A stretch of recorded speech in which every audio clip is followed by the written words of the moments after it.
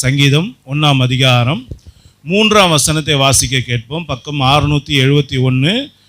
அவன் நீர்க்கால்களின் ஓரமாய் நடப்பட்டு தன் காலத்தில் தன் கனியை தந்து இலை உதிராதிருக்கிற மரத்தை போல் இருப்பான்.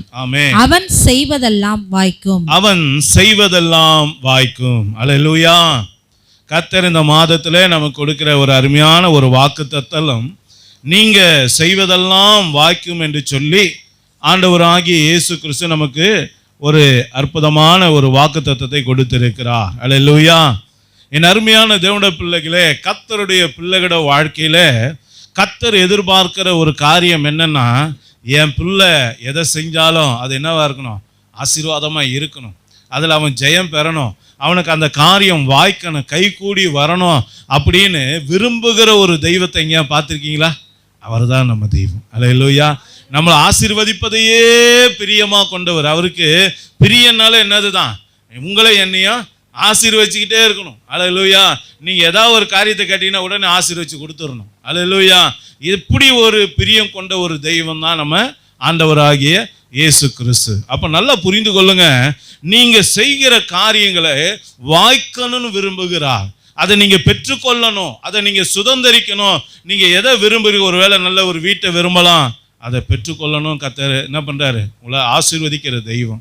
ஒரு நல்ல வேலையை எதிர்பார்க்கலாம், கர்த்தர் அதை நீங்கள் பெற்றுக்கொள்ளணும்னு ஆண்டவர் என்ன பண்ணுறாரு?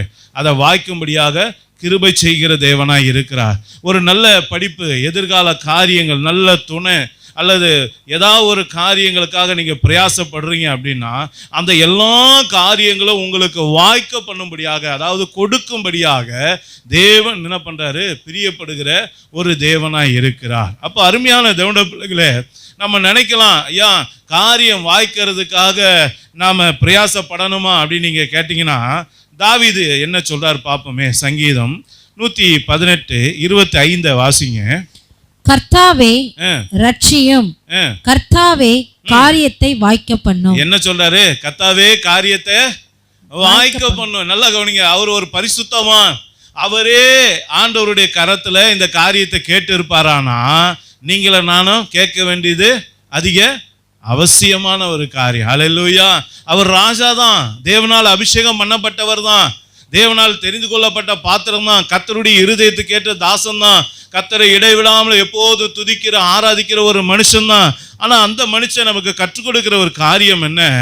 கர்த்தாவே காரியத்தை வாய்க்க பண்ணும். நல்லா புரிந்து கொள்ளுங்க. ஏன் கர்த்தர் அந்த காரியத்தை வாய்க்க பண்ணணும் அவர் விரும்புகிறாரு அப்படின்னா, கர்த்தர் வாய்க்க பண்ணும்போது தான் அது நிலைச்சு நிற்கும். அல்லேலூயா.